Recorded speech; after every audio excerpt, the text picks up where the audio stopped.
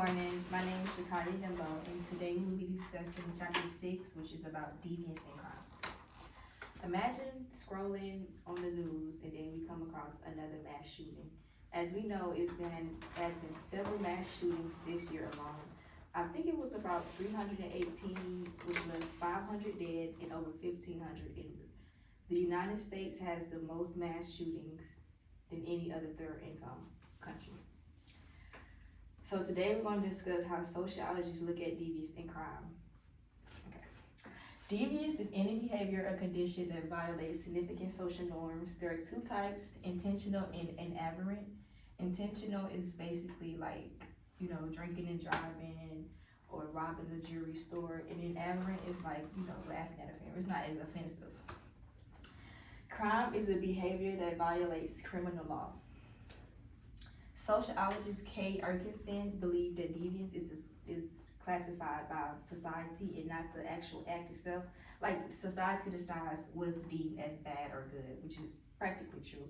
Like example, how in one state smoking marijuana can be illegal, in another place it's illegal. So, okay, back to crime. Crime is a behavior that violates criminal law. It results in punishment from fines, jail time, and even negative sanctions. Some crimes range from like small offenses such as like running a traffic light, then the major ones like murder. On the other hand, juvenile delinquency is like when younger people break social norms, like running away from home or skipping school. It's not illegal, but it's not right either. So, next up, we have social control, which is the practice that social groups develop to encourage norms, values, and laws to discourage deviance.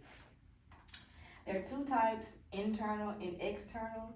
Internal social control is what we believe or socialize into the norms. Like, I say getting to class on time, I guess. And then external social control is like when it comes to the police and getting involved with the law and stuff.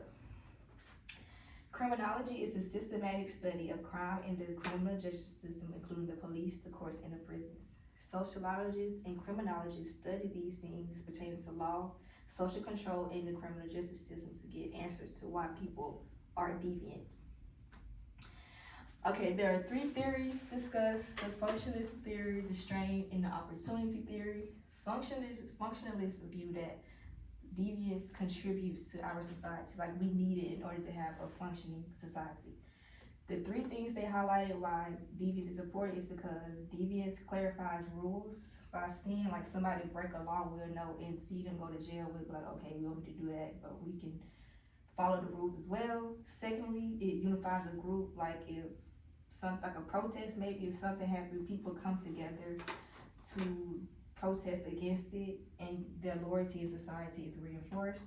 And lastly, deviance promotes social change, such as like the Montgomery Boys boycott. They came together to protest, and it eventually helped the whole world and society. The strain theory came up by Robert K. Milton. Basically, it's when people feel the strain that they are exposed to cultural goals that they are unable to obtain because they do not have access to cultural approval of achieving these goals. 5 ways is conformity, innovation, ritualism, retreatism, and rebellion. Conformity is when people approve the goals like the right way, I guess you would say, like going to work every day and saving up their money to get what they want. Innovation is when people steal or sell drugs to get what they want. Is practically they get their goals by doing illegal stuff, in other words. Ritualism occurs when people give up on social goals but still want to be socially approved. Like they still want to be viewed as a good person. They want to be respected as a regular civilian, although they might not have what other people have. Retreatism occurs when people abandon both the goals and the right way to get them, such as like drug addicts, alcoholics. They give up on their goals and just become, addicts and stuff. Now, rebellion is the last one. Is when people challenge both the approved goals and the approved means to achieve them, such as they resort to violence or graffiti or vandalism. Okay, next is the opportunity theory. Richard Cloward and Lord Olin, they studied the functionalist theory and came up with the illegitimate opportunity structure. The illegitimate opportunity structure is circumstances that provide an opportunity for people to acquire through illegal activities, legal channels, basically. Basically saying they use illegal things to get legal things. There are three basic, and then they talked about like gangs. So three basic gangs are criminal, conflict, and retreats. The criminal gang is, those devoted to theft, extortion, and, selling illegal things to get a secure source of income. Conflict is emerging in communities that do not provide legitimate or illegitimate opportunities. Members of conflict gangs seek a reputation by fighting over, you see in movies, you see somebody like, oh, this is my territory, we can't be over here. They make value of what they have already, I guess you would say. And then retreats is when you're unable to gain success through legitimate means and are unwilling to do so through illegal ones. So you can't do what's right, but then again, you don't want to turn to the bad route, I guess, like selling drugs. So they end up just not doing it. So yeah, in summary, deviance is socially defined, not universal, because you may think like tattoos is normal, and some people might see tattoos as being gangster or something like that. And then crime is the deviance that breaks laws. And then social control, it keeps society stable. Like we need social control because it allows us to come together as a society and deem what's good and what's bad. And lastly, deviance can serve functions such as clarifying rules, coming together, and sparking change. In these theories, the functionalist, straight, and opportunity theory helps show how inequality can lead to deviance in the world. And yeah. I can ask y'all a question too. I think I can. Okay, I was gonna say, what do you think, in your opinion, what do you think is the worst kind of deviance? The worst kind? The worst kind, the worst of the worst. Like you hear something like that, you're just like, dang, like, why would you do that? Like, I would probably say, I don't even know the worst kind. I don't really be judging like that. okay, you don't judge. I guess like, I don't know, when it comes to when it affect other people, like if you doing your own thing, it's what works for you, okay, but when it starts to like affect people around you, then I'd be like, okay, now you're doing too much, like keep it up. Can someone give me an example of a behavior or condition that one person may see as deviant and the other person may see as normal? Yes. Tattoos. That is a correct answer, because some people see tattoos as bad, while other people just think it's a way of showing their creativity. All right, that was my take. I'm Kayla Wilson, a senior biology pre-health major, and has said in every video prior to this, we're reading chapter 6. Okay. God bless. I'll be presenting a focused look at crime and deviance, covering how society defines measures and, most importantly, explains rule-breaking behavior. First, the law splits crime into two classes: felonies and misdemeanors. Felonies are punishable for over a year, so any crime that you commit that is punishable for over a year. A misdemeanor is a lighter sentence, which is basically, like I said, less than a year. Any crime that you will serve less than a year of time for. So, a felony example would be murder. If you kill somebody, you're going to jail for over a year. Prison, Rikers Island, wherever they send you to, okay? Misdemeanor would be something like theft under $25. If the people press charges, unfortunately, you're going to jail. That's just how it is. But again, you won't get as much time because it's not as serious as a felony. Cool. So, but also, when it comes to felonies and misdemeanors, it also varies by state. So every state's felonies and misdemeanors are not going to be the same. Where like I know in Tennessee, like a felony could be something in as far as theft over $1,000, whereas in the state of Alabama it may not be. So it just varies by state what's a felony and what's a misdemeanor.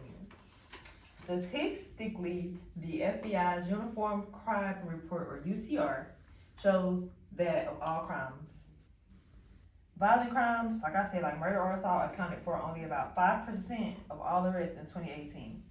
Property crime, which is larceny, theft, burglary, occurs far more frequently, like once, literally 4.4 every 4.4 seconds. Like, dude, right now while we in this room, somebody We have the two largest categories of arrest: drug abuse and driving under the influence. When it comes to driving under the influence and drug abuse, what do y'all think that falls under? Felony or misdemeanor? Definitely a felony. Felony. Yeah. Okay, cool. What's your name, Junior? I'm sorry. Bodily Priya. Okay, go ahead. These numbers show the scope of crime. Now let's get to the why using our sociological theories. Boom. We'll examine the 4 major sociological perspectives which offer powerful explanations beyond individual choice. The first one is functionalist perspective. The second is conflict. The third is symbolic, interactionist, and postmodernist perspectives. And the last one is Foucault's postmodernist perspective. So, number 1, functionalist perspectives focus on structural cases, specifically the disconnect between social goals and the means to achieve them. Merton's strain theory, which she talked about, explains that when access to approved means like a good job is blocked, people experience strain and may resort to innovation, using illegitimate means like crime to achieve financial success. So basically, Like organized crime. a little bit like organized crime. They're just basically saying like, okay, cool, I can't get a job, now I'm finna go. Basically, like you were saying, like, oh, prostitution, like, oh, now I'm about to go. A means to an end. Yeah. Do it because you have to. Yeah, doing it because you have to. Cloward and Owen's opportunity theory expands this, suggesting that lower class individuals form gangs to pursue status and goals through illegitimate opportunity structures when conventional ones fail. This links directly to the environment. So, I just have a statement. It's less of a question than a statement. I can definitely say like we see a lot of that in our Black communities, unfortunately, because we are not provided the same opportunities as our counterparts. Right. You know what I'm saying? That's all they know. That's all they know, and that's all they think they can do. So that's what they go ahead and do because that's all they know. Right. Now, if they had been exposed to something else different, they probably would have followed a legal path versus an illegal. Go ahead. the second one is conflict perspective. Conflict theory argues that the laws of the justice system are tools used by the powerful to protect their own class interests. Again, you touched on it. Basically saying that, like you said, it's when it came to political crime. This political crime and conflict perspective go hand in hand. So Quinney's critical approach shows that the acts of poor and lower income individuals are far more likely to be defined as criminal than those of the affluent. So just recently, I'm gonna use an example like from back home. So just recently in Memphis, 2 people that I went to school with got arrested for the same thing. One of our skin tone, one of the other skin tone. The same crime, 2 different sentences. One is going to jail for life. One has only 2 years. Oh wow. Oh, Wow. right. That don't make no sense. That doesn't make any Like, sense. Life in 2 years. Life. Literally, because again, that comes like you said, gang. Because he was in the gang. He didn't have the same opportunity, so he lower income, so he had a paper trail. Granted, paper trail it was something slight, like it's not no major stuff like he's killing, stealing, robbing, etc., etc., etc. But because our counterpart did not have any offenses for his name, he got the lighter sentence. Also because he does not stay in the lower income area, literally. That's how disproportionately affected. The perspective is validated by the research on racial disparity in sentencing. Studies show that African Americans receive sentences almost 10% longer than white Americans for comparable crimes. This is partly because prosecutors are twice as likely to file charges against them that carry a mandatory minimum sentence. The system is structurally harder on the less powerful. The feminist approach is also an example. Further supports this by highlighting how factors like gender discrimination and patriarchy influence women's deviance and their treatment by the system. Unfortunately, we just live in a world that's sexist. Just like the Kamala, when she was running for president, a lot of African American men voted against her because they were scared to have a woman in a place of power. That's just the world we live in. Why do our men hate us so bad? It's men. We don't know. But it was. We don't know. Symbolic interactionalism and postmodernist perspectives. These theories look at how crime is learned and defined through social processes. Sutherland's differential association states that deviant behavior is learned when one's exposure to law-breaking attitudes outweigh law-abiding ones. Hirsch's social bonding theory offers a counterpoint, arguing that the strong social bonds, attachment, commitment, involvement, and belief are what prevent crimes. When these ties weaken, deviance increases. Becker's labeling theory is powerful. It argues an act is only deviant because the society labels it as such. Again, piggybacking off what she said. Same thing. Finally, Foucault's postmodernist perspective notes that power, knowledge, and social control are intertwined. Institutions use surveillance to create the illusion of constant monitoring. In summary, we've seen that crime is not simple. It is defined by law, measured by data, but most profoundly explained by sociology. Strain caused by block opportunities, inequality enforced by the powerful, the influence of learning and labeling, and the power of surveillance in the modern world. These perspectives are essential to understanding crime not as an isolated pathology, but as deeply embedded social phenomenon. Okay, hello class. My name is Tamanomi. I'm a junior criminal justice major from Minnesota, and today I'll be discussing chapter 6. We're going to be talking about the different kinds of crime, and then we'll also be talking about crime statistics as well, and like kind of just what plays into that. And yeah, so to get started, I want to talk about public order crime. Public order crime involves an illegal action voluntarily engaged in by the participants. So, an example of that would be prostitution. Now, some people would have varying opinions about prostitution. Me personally, I see it as something that how do you say it? A means to an end. You only do it because you have to, right? So that would be a very prime example of public order crime. Occupational and corporate crime. Occupational crime is defined as illegal activities committed by people in the course of their employment. Corporate crime differentiates in the sense that illegal acts are committed by corporate employees on behalf of the corporation and with its support. So the difference between that, I would say, is this occupational is a standalone crime. This is. I'm sorry to interrupt you. I have a question. Go ahead. Have you ever watched the movie Get Hard? Say it again. Have you ever watched the movie Get Hard? Get Hard? With Kevin Gates? Because I was about to say, because basically something like that happened. I was going to ask, would that be an example of occupational or corporate crime? Can you explain what happened So in the movie? basically, like,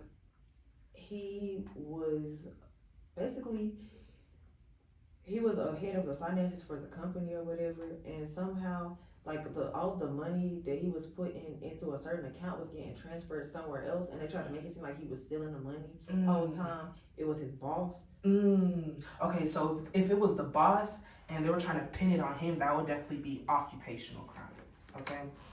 And like I was trying to say originally, occupational crime is different from corporate crime because what does corporate mean? Can someone tell me that? It's like a company, right? Yes, a company, a whole, Higher. right? A whole. Occupational is an individual. It's just one person committing a crime. Corporate crime is the whole corporate employees. They're doing this on behalf of the corporation and with its support. Now, a great example of that comes in here from our book. They said that, for example, Credit Suisse, a global banking giant headquartered in Zurich, Switzerland, pled guilty to conspiring to help U.S. citizens hide their wealth from federal tax authorities in secret offshore accounts. And now, I don't know if any of you guys have seen The Wolf of Wall Street, but if you have, then you know that towards the end of that movie, when this guy gets really, really rich off his Wall Street profits, right, scamming, okay? He tried to put his money in these offshore accounts, but eventually the feds did find and track these accounts, and he did end up going to jail. To prison, actually, not even to jail, to prison. Yeah. So that's occupational and corporate. So we're gonna move on to internet crime. Crimes that are committed virtually. I just put a simple definition because there's more that goes into it, and it's also a lot of FBI related things. But I'm gonna say, this is what the definition says from our textbook. It says, internet crime consists of FBI-related scams such as non-payment and non-delivery of merchandise, extortion, personal data breaches, phishing, confidence fraud, romance fraud, extortion, identity theft, credit card fraud, and fake tech support fraud. So I know we've all gotten those scam calls before. I be trying to block them, but they still find a way to call me again. And that really be making me mad, because like, leave me alone. I don't have anything to give you, okay? But yeah, that's an example of internet crime. Very tedious.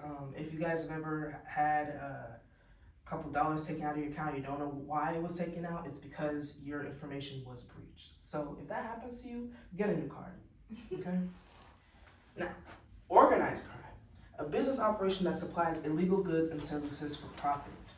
Now, organized crime has kind of taken a hit, especially with the modernization of everything that's going on in the world. We're getting more advanced virtually with our technology and all those other things. So, organized crime is, again, a business operation that supplies illegal goods and services for profit. A great example of that would be the mafia. I just said that. The mafia, the cartels, like even just your regular drug dealer that's just serving 3 5s, serving 3 5s on the corner. You feel me? Like, that's organized crime. Well, actually, no. A drug dealer is an individual, so that's actually not organized crime. Organized crime has a head, a body, and a tail, right? A great example, I actually am an enjoyer of like those like kinds of films. I did watch The Godfather. If you've watched The Godfather, then you know, right? The Godfather was the main man. He's the Don. He's the boss. You know what I'm saying? He has all his underlings. He has an underboss, right? It's a structure. It's a hierarchy that they follow. And guess what? The money that's made by the soldiers, the capital regimes, the associates, all of that is then tunneled up to the boss, the Don, right? Which is why it's organized. But it is still a crime, because guess what? Sometimes they have money laundering fronts. They'll have a legal business that's a front for their illegal business. If you've watched The Sopranos, another great example. I did watch that last semester. It was very, very good. If you like. Another good example that's really trending right now, Beauty in Black. I haven't watched that yet. I'm going to watch that. Beauty in Black. Yeah, All of them Netflix. Yeah, it's like, you know, they're laundering money through a strip club that they have. Seen that. And see, that's another one. Strip club. A strip club is a great example. That's something that Tony Soprano had in The Sopranos. He had a strip club, and since it's a lot of cash being passed around, they don't gotta count that. You know what I'm saying? So just put that on underneath the table. You know, you gotta worry about it. So hey, that's just one example. But I am a fan of mafia things. I don't know. It's just so interesting to me, because I would never, you know, like I would even risk it. Right. But like the thrill, I understand. I can understand. But our last point is going to be political crime. Let me get there. Okay. Political crime is illegal or unethical acts involving the exertion of power by government officials. And on top of that, it could also be illegal or unethical acts perpetrated by outsiders seeking to make a political statement, undermine the government, or overthrow it. Now, we know where we live. We live in the United States of America. And the United States of America is very well known for going to other countries and overthrowing their governments in order to install different people who will then be subservient to the United States of America. A great example of that would be Mexico. Yes, Mexico. A lot of those Southern American countries like Argentina. I know it's happened in Argentina a lot. Venezuela is another one. We also have control of Puerto Rico. That actually, it shouldn't even be a part of our territory, but it is because they took control of the government. So, yeah. So some acts committed by agents of the government against persons and groups believed to be threats to national security are also classified as political crimes. 4 types of political deviance have been attributed to some officials. Oh, if you guys have watched Scandal, it's another great example of love Scandal. That was another great example of political crime. Shonda Rhimes did a great job of tying that all together into a really good story. But I would say political crime is definitely like Cyrus Bean, like assassinating everyone just to keep what's his name in office. Yeah. About the whole like Charlie Kirk situation with the inside job. See now that, but that's the thing. Some people would say that is a political crime, but he wasn't even a politician. Right. That's the thing. He wasn't even a politician. He was a podcaster. Right, and he still does. Hey, I'm gonna let that be that. I'm trying to think if there's anything else I want to add. Oh, but to summarize, these are the different kinds of crime. I did talk about some different examples of all the different kinds of crime, and these are crimes that happen everywhere around the world all the time. So it is our duty to fight crime and do good things. Thank you.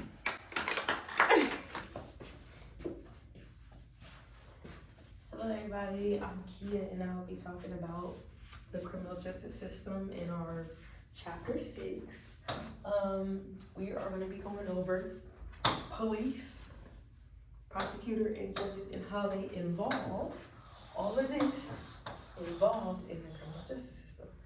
So we're going to talk about how it affects, the criminal justice is affected locally, by state, and federal agencies, you know what I'm saying?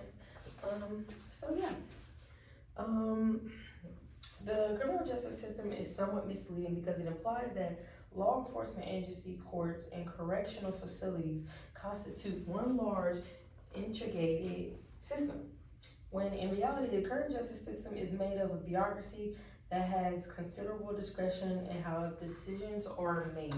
So basically, for instance, like police make decisions, prosecutors make decisions, judges make decisions. So I guess the easiest thing we done talked about is judges. They make the decisions, okay? Those are the ones when you go into court and when you guys get ready to talk and basically talk about what your sentence is gonna be, or if you're gonna be on probation and all that other stuff. This is who makes that final decision. The prosecutor does make the decisions. They see if they'll ask to see if they can lessen the sentence, or they can suggest to up the sentence, or like I said, they can choose if they want to put that person on probation. This person gives suggestions to the judges, okay? So the police writes the report, puts in the order, all that other stuff. And the police gives it to the prosecutors, the prosecutors gives it to the judges, and then, you got your answer. Your answer's right here. I don't know if you're gonna go to jail. I don't know if you're gonna be on probation. I don't know what's gonna happen. But he comes to the conclusion right here. Everybody is just up under him. I mean, I know it's the wrong way, but yeah, everybody is up under him. The judge is the most important person, because like I said, they make those decisions. Now, don't get me wrong, the police are important too, because those are the ones who enforce laws.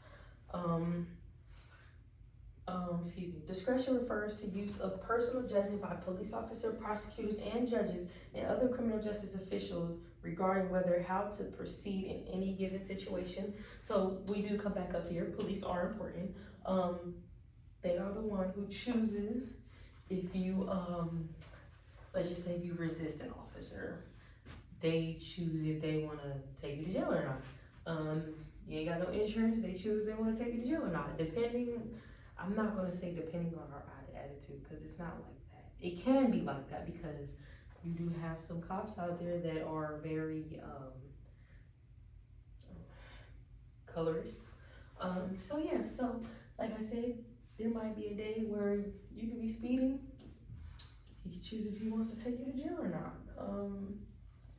So yeah, basically that's how that goes. Don't get me wrong. Police is like the main example because they have the type of power, like I said, to enforce the law. They can do anything down here.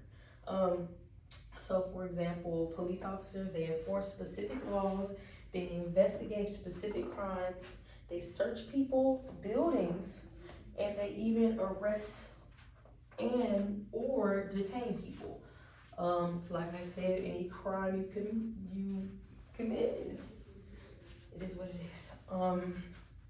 Prosecutors, as we were talking about earlier, they file charges or petitions for judicial decision, seek indictments, job cases, reduce charges, and they can recommend sentences. Judges, we didn't really talk about judges too much, we did. Judges, they show the conditions for release. They go over the stuff like that. They accept pleas, so basically if you plead guilty or not guilty, they accept stuff like that. They determine delinquency, they dismiss charges, they impose sentences, and they revoke probation. Like I said, the judge handles all that. It's like the police will put it into play, the prosecutors will see what they need, the judge will make the important thing. The court determines the guilt or innocence of those persons accused of committing a crime. In theory, justice is determined in a process in which the prosecutor and attorney who represents the state argues that the accused is guilty, and the defense attorney asserts that accused is innocent. 90% of criminal cases are never tried in court. Instead, they are resolved by plea bargaining, a process in which the prosecution will negotiate a reduced sentence for the accused in exchange for a guilty plea. So, excuse me. And this can also, like I said, this is the whole entire criminal justice system. I didn't put a lot on here, but it happens locally, state, and federal. There are police officers out there. It's not just local, and they don't have to be with the that county. They can be with the government. Like, you have police officers that are with the government. Like I said, you have sergeants, and like I said, it goes to the higher up to captain, and so on and so forth. But police are there to help us. In some cases, crime control, when the crime rates get high, that's what they are there for. They are here to come help us, or like I said, to keep the crime control down in that area and all that other stuff. Human services functions, if there's any like a time where we might need things, some places, some states do have like a place where, like, for instance, you can take in children, not children, but babies. You can take in babies and stuff like that, and if you're in need of help, they're there to help you. They'll give you resources, like, one of the resources was, if you're like a drug user, they got places that can help you with that. Community relations, basically, you want the police is supposed to basically be nice, show the community how everything's supposed to work. And just be known in a good way, not in a bad way of, you killing people and you're known for doing this. But if they know you're a good cop, you're gonna make a good relationship with them anytime you do see them. Resolving family disputes. Basically, if a family is arguing or fighting, whatever the case may be, that is what the police is here to help do. The police is supposed to come over here and dispute the situation so nobody goes to jail. So, like I said, it's be locally, just be in the state itself, but they are supposed to enforce laws. So now that we have summed up the whole entire chapter 6 of where we talked about the certain crimes, the crimes as far as, not the community, crimes in the community. We were talking about the company crimes that the company's in on it, the single crimes and stuff like that. And now that we have got done also talking about the criminal justice system, this wraps up our chapter 6, and we appreciate being in your class, and you have a good one.